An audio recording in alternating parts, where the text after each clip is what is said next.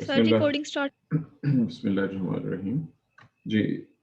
Thyroid का चूंकि major portion मुकम्मल हो चुका है, लेकिन बहरहाल उसके छोटे छोटे बहुत से फंक्शन बाकी हैं, जैसे मैंने भी कहा कि आपने इनको जस्ट एक शॉर्ट क्वेश्चन नेचर की हद तक समझना है, याद रखना है, और हेडिंग कोई मिस नहीं होना चाहिए। लेकिन अगर डिटेल कहीं भी ज़्यादा हो तो उसको कम कर सकते हैं जी। हेडिंग है जिसका डिक्रीज बॉडी वेट।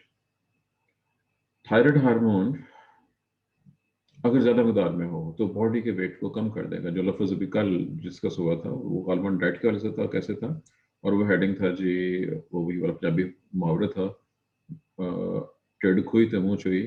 क्योंकि भूख ज़्यादा लगती है, लेकिन मुंह सूखे का मतलब है, मतलब रीज़न है कि बॉडी का वेट कम हो जाता है, और उसकी रीज़न कल जिक्र हो चुका। फ्यूटाइल रिएक्शन, ये लफ्ज़ आपके लिए नया हो सकता है। फ्यूटाइल वैसे बायोकेमिस्ट्री का टॉपिक है। लिवर के अंदर खास तौर पर और बॉडी में और जगहों पे भी जो सोडियम पोटेशियम मिक्स पंप है वो खाली बगैर किसी वजह से इसको मूव करना शुरू कर देता है, जिसके नतीजे के तौर पर बहुत सी एनर्जी, बहुत सा ग्लूकोज ज़ाया हो जाएगा एनर्जी प्रोडक्शन में, और बॉडी को हीट करने में बॉडी भी गर्म और सीना भी ज़्यादा आएगा, जिसमें बाद में ठंडा हो जाएगा और वजन कम हो जाएगा। ये सब कुछ था जी बॉडी वेट के लिहाज से। लेकिन ये भी याद रखिएगा कि ये भूख को भी बढ़ाता है। कुछ लोगों में कदरे कम फर्क पड़ता है और कुछ लोगों में ज़्यादा फर्क पड़ता है। इसको बहुत सारे और फैक्टर भी इसमें इन्वॉल्व हो जाते हैं। नेक्स्ट हेडिंग है जी, effect of thyroid hormone on the cardiovascular system. इसमें ब्लड फ्लो और कार्डियक आउटपुट, ये दो चीज़ें हैं खास सीमित की हमने जो हेडिंग के अंदर मौजूद हैं, और इसमें से जो काम की चीज़ हमने निकालनी है, पहला पॉइंट चेक कीजिएगा। ऑक्सीजन का इस्तेमाल, चूँकि हम पहले कह चुके हैं मेटाबॉलिज्म ज़्यादा हो चुका है, मेटाबॉलिज्म ज़्यादा है, ऑक्सीजन का इस्तेमाल ज़्यादा हो गया है, और मेटाबॉलिक एंड प्रोडक्ट जी ज़ाहिर है कि वो भी ज़्यादा बन रही हैं। बहरहाल इनका इफेक्ट है नंबर एक, वेसोडाइलेशन, खून के नालियाँ फैल जाएंगे और उससे ब्लड फ्लो ज़्यादा हो जाएगा, इंक्रीज ब्लड फ्लो, इसका आसान जवाब इंक्रीज ब्लड फ्लो। अब ख़ास तौर पर ब्लड फ्लो स्किन की तरफ ज़्यादा क्यों, ताकि हीट को, जो हीट पैदा हुई एक्स्ट्रा, उसको बॉडी से बाहर खारिज किया जाए। कुछ लोगों के अगर आम बल्कि आपकी एज में या जवानी में अगर हाथ पांव ठंडे हों, जिस्म ठंडा हो, तो वो उसकी जो वजह ये होती है, पहले हीट पैदा होती है, वो हीट स्किन तक पहुंचती है, ब्लड फ्लो, और फिर वहां से उसको खारिज करके, अगर फर्स्ट की जब बुढ़ापे में हाथ पांव ठंडे हैं तो उसकी अदर रीज़न होती है, उसकी ये रीज़न नहीं होगी, वो डिफरेंट रीजन हैं इससे। सेकेंड है जी कार्डियक आउटपुट। ये 60% तक ज़्यादा आउटपुट होती है, यानी हार्ट ज़्यादा काम कर रहा है और ज़्यादा ब्लड उसमें से पास ऑन हो रहा है। लेकिन वर्डिंग है जी, when excessive thyroid hormones present and falling to only 50% of normal in very severe hypothyroidism। लेकिन अगर हाइपोथायरॉयडिज्म हो जाए, हार्मोन कम हो, तो आउटपुट जो है वो कम हो जाएगी। दोनों चीजें हैं, एक तरफ ज्यादा और एक तरफ कम, और दोनों abnormality. It should be normal, it should remain normal. Increase heart rate, इसी से ताल्लुक है इसका भी। इंक्रीज हार्ट रेट काफ़ी ज़्यादा हो जाता है इस हार्मोन की वजह से, बॉडी पे बहुत से इफेक्ट होते हैं। कार्डियक आउटपुट ज़्यादा हो रही है और हार्ट बीट भी तेज़ हो जाएगी। हार्ट रेट का मतलब हार्ट बीट ही लेंगे हम। और उसी रीज़न के बारे में जो वर्डिंग है यहाँ पे वो ये है कि excitability of heart. Heart excitability एक अलग टॉपिक है, हम आर्ट कहीं पढ़ चुके हैं, इसको मैं यहीं पे छोड़ रहा हूँ, आगे आ जाइए। इंक्रीज हार्ट स्ट्रेंथ, इससे ताल्लुक है, ये भी इसने बहुत ज़्यादा लिखा हुआ है। हार्ट स्ट्रेंथ के ज़्यादा मतलब है हार्ट ज़्यादा पावर के साथ काम कर रहा है, मसल्स को ज़्यादा एनर्जी मिल रही है, एनर्जी ज़्यादा पैदा हो रही है, और ये सब कुछ हो रहा है। लेकिन इसमें इसने वर्डिंग इस्तेमाल किया कि ये बिल्कुल वैसी है जैसे हार्ट स्ट्रेंथ ज़्यादा हो जाती है जब हल्का सा बुखार हुआ हो या जब एक्सरसाइज करते हैं, उसमें हार्ट स्ट्रेंथ ज़्यादा हो जाती है। बहरहाल जब हार्मोन ज़्यादा हो जाए तो मसल्स, हार्ट की मसल स्ट्रेंथ जो है वो आहिस्ता आहिस्ता डिप्रेस होना शुरू हो जाएगी, लॉन्ग टर्म इफेक्ट की वजह से, जो कि कैटालिज्म इसके हो रहे होते हैं, जिससे प्रॉब्लम पैदा हो जाती है। और उसका रिजल्ट थायरोटॉक्सिक पेशेंट जिसपे ये बहुत ज़्यादा एक्टिव हो जाए, थायराइड हार्मोन ज़्यादा हो जाए, उनकी डेथ हो सकती है, cardiac decompensation of secondary to myocardial failure. अब ये बहुत विजियल चीज़ें हैं, मायोकार्डियल फेलियर, हार्ट फेल हो जाना, लेकिन उसके पीछे हार्ट अटैक और इस तरह की बहुत सी और चीज़ें इन्वॉल्व हैं। हमें इसकी डिटेल की जरूरत नहीं है, चूँकि ये टॉपिक आपके से बाहर है, आपने ट्रीटमेंट की तरफ नहीं जाना है। ये हेडिंग छोटा सा है, बड़ा इंटरेस्टिंग है, आप इससे पहले से प्रॉपर वाकिफ नहीं है। अब ये तो पता होगा कि आपका ब्लड प्रेशर कितना है, कोई बता सकता है जी? नॉर्मल ब्लड प्रेशर कितना होता है एक नॉर्मल इंसान का?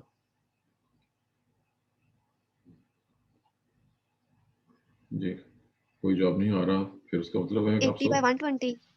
आपने बेटा उल्टा बोल दिया है। It is 120/80। 120/80। 120 पहले जो हायर वैल्यू होती है उसको देते हैं और फिर लोअर वैल्यू को। हार्ट प्रेशर चूंकि जब आप वेट करते हैं, क्योंकि ज़्यादा इंपॉर्टेंट वो है जब हार्ट ने बीट किया है तो वो कितना प्रेशर डेवलप हुआ है वो ज़्यादा है, पहले उसकी वैल्यू आएगी और फिर जब वो रिलैक्स करता है तो वैल्यू उसकी कम हो जाती है, इसको 120/80 कहते हैं। और ये मिलीमीटर मर्क्यूरी में होता है, इससे आप पहले से वाकिफ है। ये तो जी पहले। अच्छा, अब चूंकि आप लोगों को इससे कम है, अभी आपकी एज कम है, चूंकि एज के लिहाज से होता है। 120 और 80 का आपके ख्याल में मीन क्या होगा?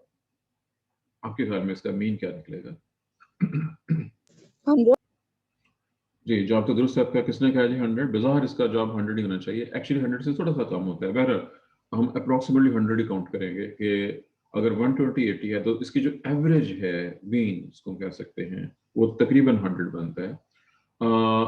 अब यहाँ पे एक अजीब और इफेक्ट देखिए, ये दोनों काम कर रहे हैं। एक तरफ ये आर्टरी प्रेशर को रेज कर रहे हैं। आर्टरी प्रेशर रेज करने का मतलब है जो आपने लफ्ज़ पढ़ा है डायस्टोलिक और सिस्टोलिक।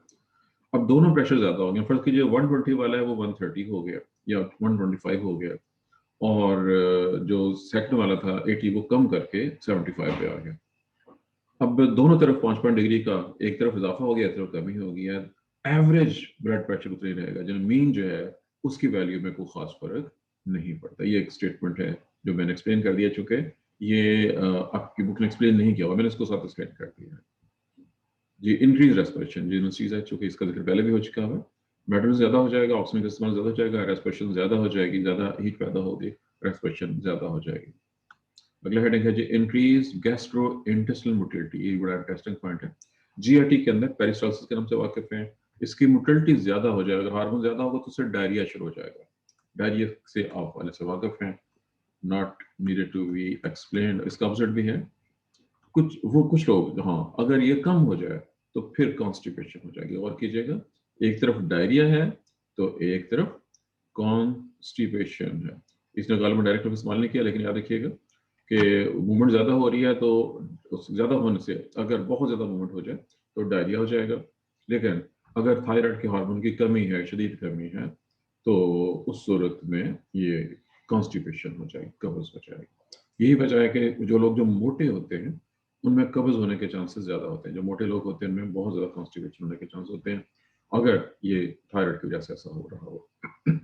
अगला heading, excitatory effects on the central nervous system. ये सीएनएस को भी इफेक्ट करता है, एक्टिवेट करता है, और इसकी डिटेल में हमें जाने की जरूरत नहीं है जी।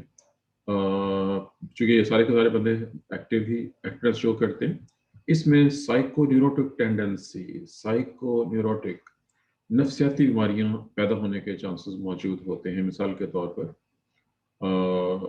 एंग्जाइटी कॉम्प्लेक्स इन्फ्लिक्शन के, एक्सट्रीम वरी परेशानी, और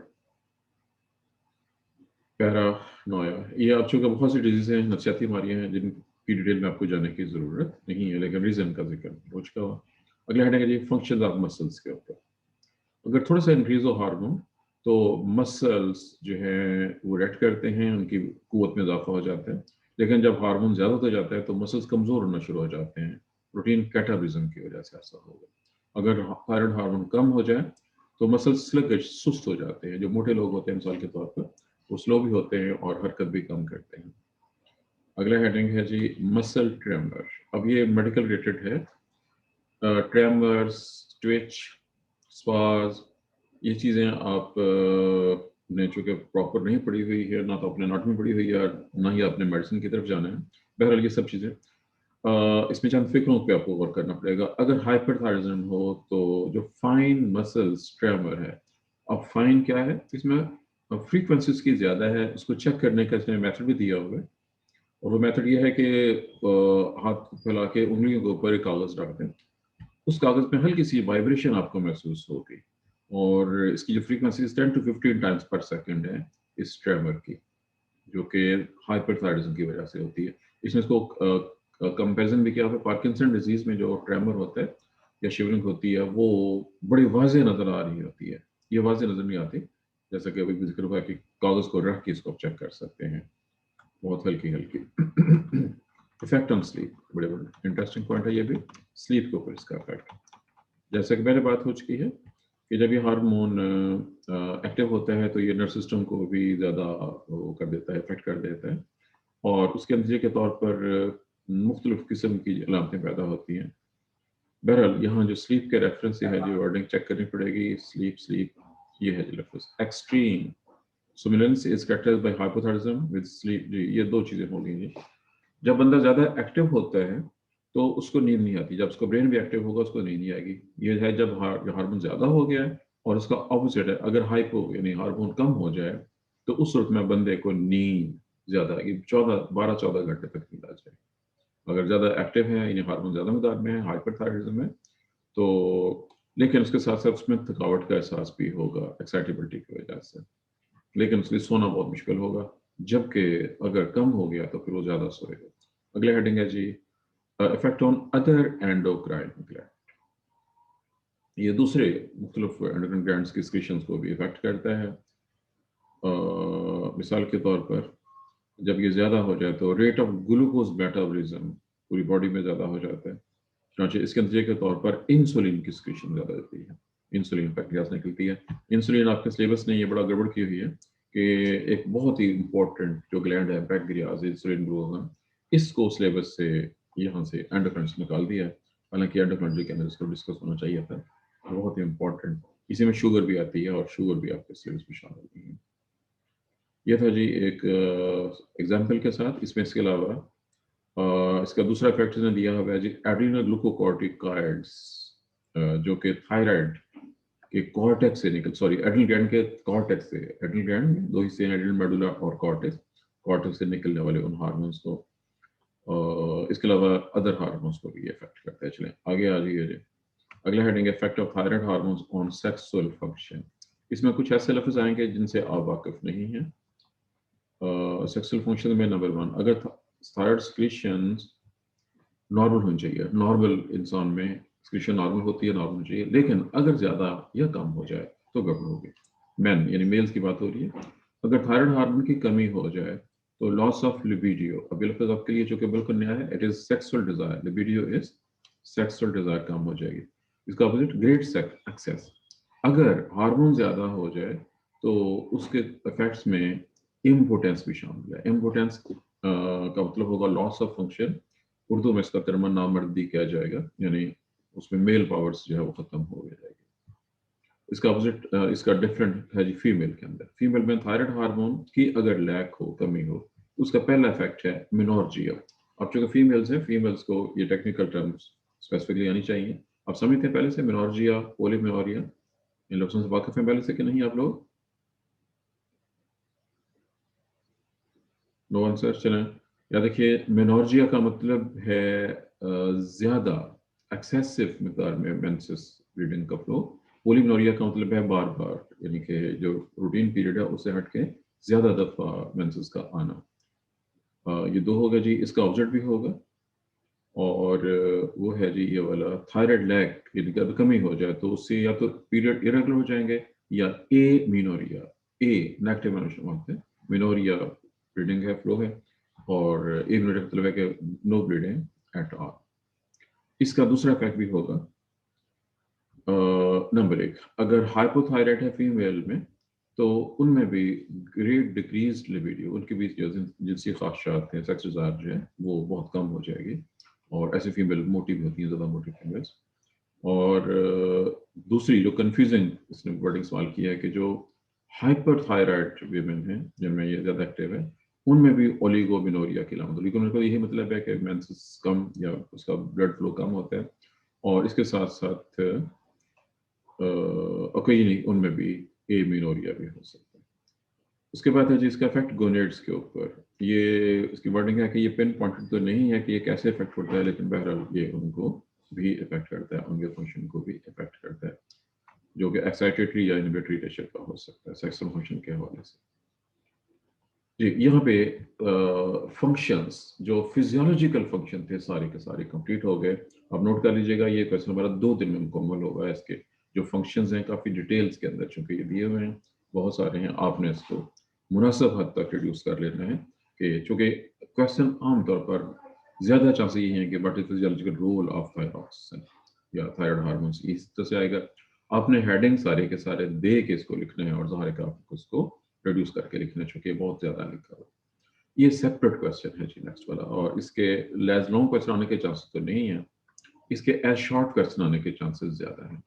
regulation of thyroid hormone, thyroid hormone की सिक्रीशंस कैसे कंट्रोल होती है। अब चूंकि इसने कंट्रोल को बहुत डीप डिटेल में लिखा हुआ है, और रीज़न ये है कि डॉक्टर्स ने इसको डिटेल में पढ़ना होता है ताकि पता चल सके कि ये क्या हो रहा है, किस वजह से हो रहा है, ताकि उसके मुताबिक उसका ट्रीटमेंट किया जा सके। उनके लिए बहुत इंपॉर्टेंट है, और आपके लिए चूंकि ना तो उस लिहाज से ट्रीटमेंट के रेफरेंस से और ना ही पेपर पॉइंट ऑफ व्यू से इतना ज़्यादा इंपॉर्टेंट। अब ये देखिएगा, इसमें इसने कंट्रोल के अंदर जो TSH है जी from anti pituitary gland, thyroid secretion में इजाफा कर रहा है, और TSH कुछ नाम थायरोट्रोपिन है और ग्लाइकोप्रोटीन है। इसका मोलेक्युलर वेट दिया गया है MCQs के हवाले से, किसी और जगह इसका जिक्र आ चुका हुआ।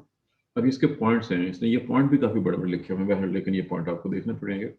इंक्रीज प्रोटियोलाइसिस ऑफ थायरोग्लोबुलिन एक, इसका इफेक्ट है जी एक। Increase activity of iodide pump, वाकफ से इंक्रीज ऑर्डिनेशन पढ़ चुके हुए, इंक्रीज साइज और स्ट्रीट activity of thyroid cell, increase number of thyroid cells, ये सब कुछ इनका इफेक्ट है, जो कि ऑलरेडी हार्मोन का जिक्र भी हो चुका हुआ है, लेकिन यहाँ पर इसकी डिटेल दी गई है कि ये किस क्या क्या फंक्शन परफॉर्म कर रहा है, क्या कुछ कर रहा है। एक हिस्सा तो ये हो गया जी। अब आते हैं, ये शायद और भी है इसका जी। TSH देने से प्रोटियोलाइसिस, ये वाला इफेक्ट इसने खास तौर पर दोबारा दिया, और इसका टाइम भी दिया कि कितने टाइम होता है। सेकंड पॉइंट में आ जाइए, cyclic AMP monophosphate mediates the stimulative effect of TSH, ये भी बहुत डिटेल में दिया हुआ है। इसकी बेसिक्स आपने चैप्टर 74 है गलबन आपका, रेगुलेशन मैडम अक्सर पढ़ा रही हैं। ये साइक्लिक AMP कैसे बनती है, क्या सेक्ट होता है, ये वहाँ का टॉपिक है, इसको मैं छोड़ रहा हूँ यहाँ पे। आगे आ जाइए, anterior pituitary secretion of TSH regulated by thyroid releasing hormone from the hypothalamus. इसका जिक्र चूंकि हाइपोथैलेमस में इसका थोड़ा सा जिक्र मौजूद था, यहाँ पे उसका डिटेल्ड मैकेनिज्म दिया हुआ है। इतनी डिटेल मैकेनिज्म की हमें जरूरत नहीं है, हमें सिर्फ ये मालूम होना चाहिए कि एंटीरियर पिट्यूटरी से जो TSH निकला है, उसको थायरोट्रोपिन रिलीजिंग हार्मोन TRH जो हाइपोथैलेमस से निकलता है वो कंट्रोल करता है, जिसका जिक्र उस डायग्राम में जो हमने उस चैप्टर में, जहाँ पे हमने पिट्यूटरी और हाइपोथैलेमस की डायग्राम देखी थी, उसको हम वहाँ पे डिस्कस कर चुके हैं। मैं थोड़ा सा यहाँ पे डिटेल बहुत ज़्यादा मैं पहले कह चुका हूँ, हमें इसकी इस डीप डिटेल की ज़रूरत नहीं है, हमें सिर्फ मुख्तसर पता होना चाहिए कि ये किस तरह से कौन इसको कंट्रोल कर रहा है। दो अहम पॉइंट्स हमारे इसके लिहाज से कंप्लीट हो गए जी। अगला हेडिंग देखिए, effect of cold and other neurogenic stimuli on TRH and TSH। Cold, सर्दी, एक बंदे को सर्दी लगी है, ठंडा एनवायरनमेंट, ये उसके ऊपर इफेक्ट करता है और ये हार्मोन निकलना शुरू हो जाते हैं। ये हार्मोन निकलेंगे तो एंड पे थायरॉक्सिन निकलेगी, थायरॉक्सिन अपना काम करेगी तो बॉडी हीटेड होना शुरू हो जाएगी। सर्दी का मुकाबला करने के लिए इस हार्मोन का निकलना जरूरी है, और ज़ाहिर है कि सर्दी में और ये भी ज़रूरी है कि साथ बॉडी में फूड भी हो ताकि एनर्जी बैलेंस के, अदरवाइज फिर प्रोटीन टूटेगी और जिस्म पतला होना शुरू हो जाएगा, जो कि उसका दूसरा इफेक्ट है, जो कि हम ऑलरेडी डिस्कस कर चुके हुए। ये था जी, मैंने सिर्फ सर्दी का रेफरेंस जिक्र किया, अदर स्ट्रेस के अंदर भी ऐसा है और ये निकल सकता है जी। अगला हेडिंग देखिएगा जी, एंटी थायराइड सब्सटेंसेस, ऐसे सब्सटेंस जो थायराइड के ऑपोजिट शो करते हैं, इस हार्मोन, इसके हार्मोन प्रोडक्शन या इसके एक्शन को डिरेंज करते हैं, खराब करते हैं, ये काम करते हैं। ये मेडिकल पॉइंट ऑफ व्यू से इंपॉर्टेंट, लेकिन पहले नाम चेक कीजिएगा, थायोसायानाइड, प्रोपाइल थायोयूरासिल, ये दोनों अगर हाई कंसंट्रेशन में दी जाएं, और इसके अलावा इनऑर्गेनिक आयोडाइड्स, ये चीज़ें इसके एक्शन को नेगेटिव कर देती हैं, इंस्टीट्यूशन को कम कर देती हैं। अगला हेडिंग देखिएगा, ये है जी, ये इसने आगे इसकी डिटेल्स देना शुरू कर दी है। इसकी डिटेल जो है इसने दी हुई है, हमें इसकी डिटेल की ज़रूरत नहीं है, लेकिन पहले याद रखिएगा ये जो थायोसाइनाइड है, क्योंकि अगर ये फर्ज कीजिए एक्सपेरिमेंटली भी और मेडिसिन के तौर पर अगर यूज़ किया जाता है, तो ये उस आयोडाइड पंप की जो आयोडाइड ट्रैपिंग है उसको इफेक्ट करेगा। इसका इफेक्ट क्या होगा, इसको आप बेसिक्स के लिहाज से पहले से पढ़ चुके हैं। अगला हेडिंग है जी, propylthiouracil decrease thyroid hormone formation ये इसने इसका दे दिया है। इसको सिर्फ 2 लाइनों के अंदर आपने समेटना है कि ज़्यादा मिकदार में ये इसके फॉर्मेशन को कम कर देगा, रोक देगा, कम कर देगा। और prevents formation of thyroid hormone from iodides and tyrosine mechanism, process को ब्लॉक कर देना है, इस मैकेनिज्म के साथ दिया हुआ है। आगे आ जाइए, हेडिंग है जी इसका आयोडाइड्स इन हाई कंसंट्रेशन। अगर आयोडाइड पहले से मौजूद हो ज़्यादा मकदार में हमारे फूड के अंदर, डाइट के अंदर या ब्लड के अंदर डायरेक्टली भी दे सकते इंजेक्शन के जरिए, तो ये भी सारी की सारी एक्टिविटीज को रोक देगा, स्लो कर देगा। और ज़ाहिर है कि नेगेटिव फीडबैक है, ये सारे के सारे नेगेटिव फीडबैक करेंगे। तस्वीर में आ जाइए, रेगुलेशन थायराइड एक्सक्रीशन, ये है जी इंक्रीज मेटाबॉलिज्म, एक इफेक्ट कर रहा है सेल्स को। थायरॉक्सिन मेटाबॉलिज्म को इफेक्ट कर रही है, 2। और मेटाबॉलिज्म क्या इफेक्ट कर रहा है, नंबर 1 ये डायरेक्टली इसको भी इफेक्ट कर रहा है, और इधर इसको भी, हाइपोथैलेमस को भी और पिट्यूटरी को भी। और ये इन तीनों में इसमें जो लिखा हुआ है इनहिबिशन, और यहाँ पे थायराइड्स निकला हुआ है, थायरॉक्सिन डायरेक्टली भी इनहिबिशन कर रही है इसकी। ये डायग्राम कंट्रोल के रेफरेंस से याद रखिए, जब कंट्रोल का अगर हेडिंग आता है तो सबसे पहले आपने ये डायग्राम ड्रा करनी है, जो इस डायग्राम में ज़्यादा चीज़ें मौजूद हैं। और इसके अलावा इसने हाइपरट्रॉफी और इंक्रीज सक्रीशन और ये आर्डिन, ये जो अदर फैक्टर रिलेटेड इसके साथ वो शो किए। लेकिन ये वाला सारे का सारा जो इनमें ये नेगेटिव फीडबैक है, यहाँ से लेके अंदर ये सारे का सारा नेगेटिव फीडबैक है। इसी में अगर हम कोल्ड का इजाफा कर दें तो वो पॉजिटिव फीडबैक है। अगर कोल्ड हो तो ये हार्मोन ज़्यादा मिकदार में निकलते हैं, वो उसने यहाँ पे शो नहीं किया हुआ डायग्राम के अंदर। मेरी बात फॉलो कर रहे हैं कि नहीं? चूँकि इसने 1-2 फैक्टर का जिक्र किया जिसमें सबसे इम्पोर्टेंट कोल्ड है। जो कोल्ड है वो इस कंट्रोल को जो यहाँ से हो रहा है उसको ऐसे इफेक्ट करेगी कि ये हार्मोन ज़्यादा मिकदार में निकले। लेकिन जो ये चीज़ें हैं जिनका जिक्र यहाँ पे है, मेटाबॉलिज्म का मौजूद होना वगैरह वगैरह और आयोडीन का मौजूद होना, ये इसको नेगेटिव फीडबैक के जरिए कंट्रोल करती हैं। ये था जी ऑल अबाउट कंट्रोल और रेगुलेशन। जी यहाँ पे हमारे टॉपिक्स जो हैं ये कंप्लीट हो गए हैं जी इस जगह तक। बहल ये तो पूरा हो गया जी। अब अगला हेडिंग इसमें डिजीज है, और ये डिजीज सेपरेट हेडिंग होने चाहिए, और डॉक्टर्स को तो इनको बहुत डिटेल से पढ़ना पड़ता है क्योंकि उन्होंने इसका ट्रीटमेंट भी करना है। आप लोगों ने इसको ज़ाहिर है कि मेरे ख्याल के मुताबिक जी, ये किसी ने अभी तक चेक किए हैं जी, इसके क्वेश्चन पेपर चेक किए हैं? किसी ने क्वेश्चन पेपर चेक किए हैं रिलेटेड जो हम पढ़ रहे हैं चैप्टर से मुतल्लिका कोई? Any student? सब सो रहे हैं? चलिए जी एक ही पेपर था तो बायोकेमिस्ट्री हो रहे थे, जी, फोटोकेमिस्ट्री ऑफ आइज, विजन, दोबारा तो इस बोलें। तरह के बाकी पेपर्स नहीं दोबारा बताएं, मैं इसकी बात कर रहा हूँ। फिजियोलॉजी का पेपर आपने देखा अभी तक कि नहीं? कोई पेपर देखा अभी तक? जी एक देखा है, कौन से वाला? तो 2018 का है मेरे ख्याल। 18 वाला। बेटा ये जो पीएचडी की साइट है वहाँ पे प्रीवियस पेपर्स आपको मिल जाएंगे। ये सब का अभी तो चलें कि आपका वो मिड आपके सामने आ गया, मिड कर लें। लेकिन पहले जैसे ही मौका मिले उसके बाद एक बार पेपर्स पे जरूर नजर मारनी है कि कौन कौन से अहम क्वेश्चन आए हुए हैं। मैं चाहता हूँ कि आप खुद काम किया करें थोड़ा बहुत। आप लोग काम करने के आदी नहीं हैं, ये काम आपको खुद करने चाहिए। और दूसरा तरीका ये होता है कि चंद फ्रेंड्स मिल के ग्रुप बना लें, ग्रुप बना के चीज़ें स्टार्ट कर लें, कौन बंदा कौन सा काम करेगा। स्टडी में कोऑपरेशन बहुत खास में का अमल होता है।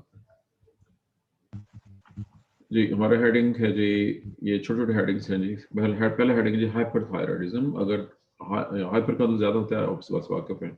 अगर ये हार्मोन ज़्यादा पैदा हो जाए, थायराइड ज़्यादा एक्टिव हो जाए, तो उसके जो इफेक्ट होंगे उनका तकरीबन जिक्र पहले ही हो चुका होगा। लेकिन यहाँ पे कुछ मेडिकल पॉइंट ऑफ व्यू से तस्वीर के साथ कुछ चीज़ें होंगी जी।